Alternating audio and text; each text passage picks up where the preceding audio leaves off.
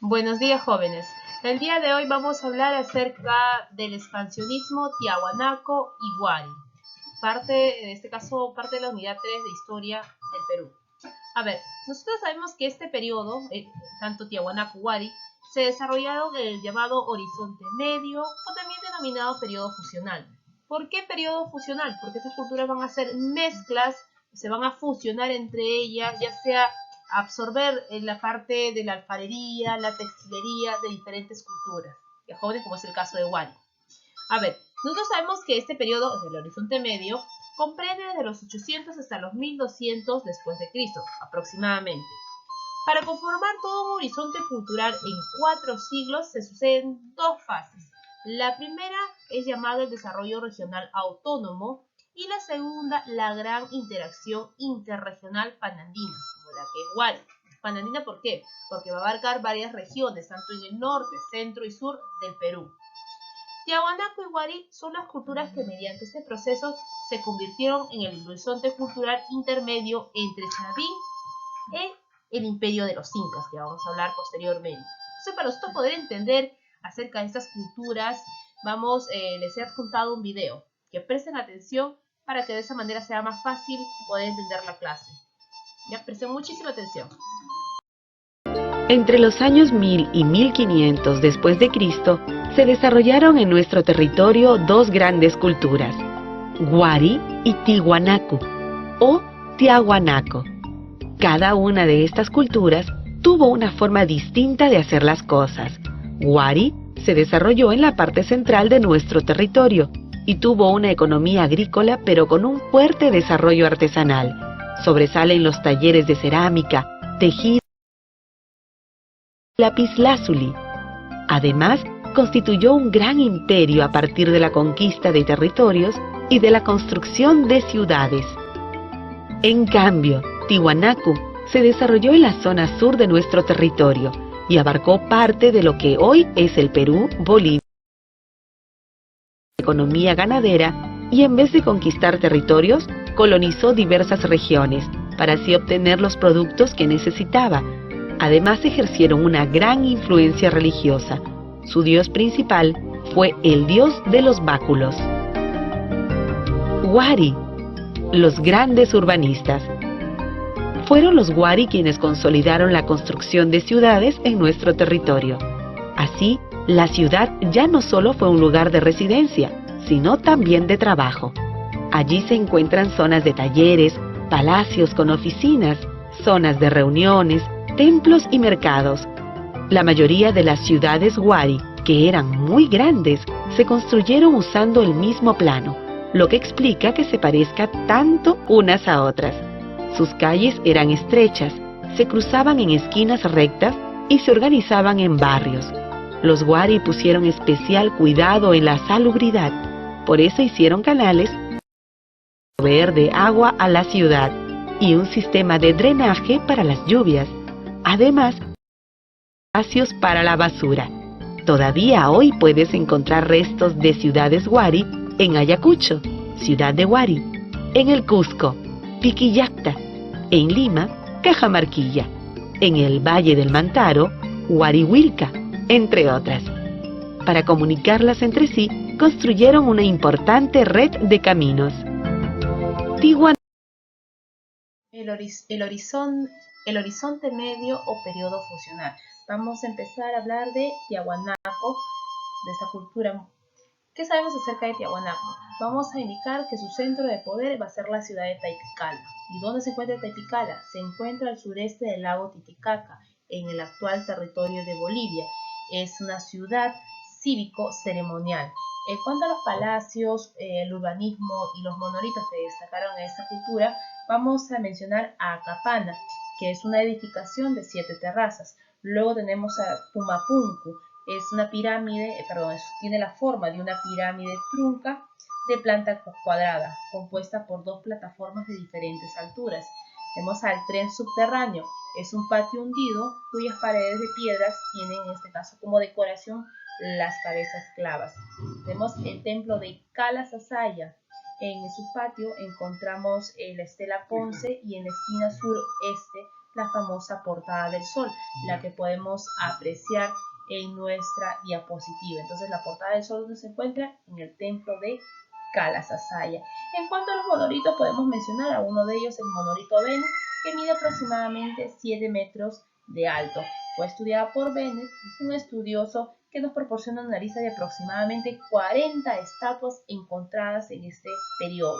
Ahora, en cuanto a la economía, nosotros podemos indicar que tuvieron una facilidad de la crianza de diversos auquénidos, pero no desarrollaron mucho lo que viene a ser la agricultura, ya que ustedes saben que la Titicaca se encuentra en el departamento de Puno, y debido a la altura, que es más de 3.000 metros sobre el nivel del mar, es imposible en este caso desarrollar algún tipo de agricultura. Lo que Tiahuanaco llegó a adquirir para su población fue producto del trueque.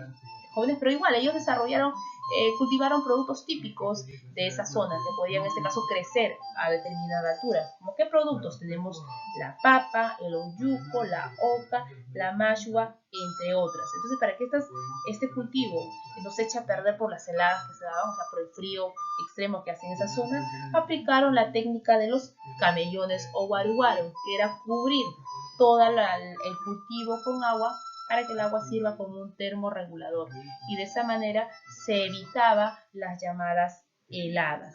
Ahora, con respecto a las características de la cerámica, sabemos que es una cerámica polícroma donde predomina el color anaranjado. Las vasijas, los cántaros y los vasos ceremoniales de boca ancha, como tú lo puedes apreciar, son los llamados queros, que tienen dibujos que están hechos con la técnica de precocción y representan seres humanos, serpientes, felinos, camélidos o cóndores, como también lo están observando aquí las imágenes de un cóndor, de un camélido o de ciertos peces. Los dioses, el dios importante es lo que vemos aquí en esta imagen, el dios del Huiracocha o dios de las varas, dios llorón también, porque ves ahí en el ojo ciertos orificios que representan cierta lágrima. Entonces también le denominan el dios llorón. La muestra más admirable la podemos hallar ¿dónde? En la portada del sol. Aquí en la parte superior se puede ver la imagen de este dios, del dios de las varas. Jóvenes, a ver, esta adoración a este dios fue oficial recién en el siglo 500 después de Cristo, y se extendió en todos los pueblos de Bolivia, Perú y Chile. La cultura Wari. La cultura Wari se encuentra ubicada a 25 kilómetros al norte de Huamanga, en el departamento de Ayacucho. Entre los años 600 después de Cristo a 1200 después de Cristo se extendió hasta el norte, llegando hasta Piura, y por el sur Cusco, Arequipa, y una parte por el este hasta la ceja de la selva. Por eso que Wari es considerada una cultura panandina, porque abarcó regiones de la costa, sierra y selva. Los primeros estudios de Wari fueron dados en el siglo XVI por el cronista Cieza de León, pero a inicios del siglo XX fue estudiada por nuestro queridísimo Julio César Tello, quien empezará a estudiarlas científicamente. Pero en la década de los 60 y 70, Luis Guillermo Lumbreras propondría que Wari sería considerado como un imperio. Wari, sabemos que Wari es la síntesis, en este caso, de tres culturas: la cultura Huarpa, Tiahuanaco y Nazca. De Huarpa va a adquirir su tradición alfarera. De Tiahuanaco, lo que viene a ser la ganadería y los sistemas de almacenamiento. Y de los Nazca, lo que viene a ser la utilización de ciudades y aportes también en la cerámica. En la economía, nosotros podemos decir que implementó y difundió los avances agrícolas de Tiahuanaco, o sea que adquirió todos los conocimientos o técnicas de agricultura de los Tiahuanaco, pues los Wari también imitaron ello. La producción agrícola y artesanal se controló desde la capital y fue una economía redistributiva. La organización social.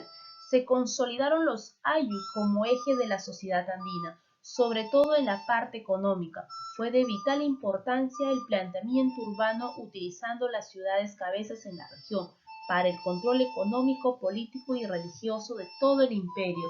Durante el gobierno de los Wari se va a difundir el culto de ¿qué dios? Este dios, ustedes ya lo saben, del dios Huiracocha, quien va a ser considerado como un oráculo. Ahora, de la cerámica, sabemos que la cerámica es polícroma, igual similar a las características de Tiahuanaco. Polícroma, donde va a predominar el anaranjado, la producción artesanal sería dado en moldes y se va a, en este caso, producir en gran cantidad. Y en esas cerámicas ellos van a plasmar a su dios Huiracocha.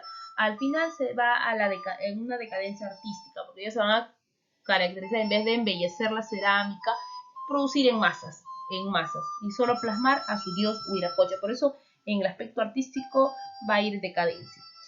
La arquitectura, ¿qué podemos decir acerca de la arquitectura? Planificaron y desarrollaron ciudades. Los centros administrativos se conocen como cabezas región. Entre esas ciudades tenemos a Huarivilca, que está en el departamento de Junín, Vilcajuén en Ayacucho, el famoso Piquillacta en Cusco, Atarco en Ica y Cerro Baúl en Moquegua. Y no olvidar que aquí en Lima también hubo un templo Huari llamado Cajamarquilla.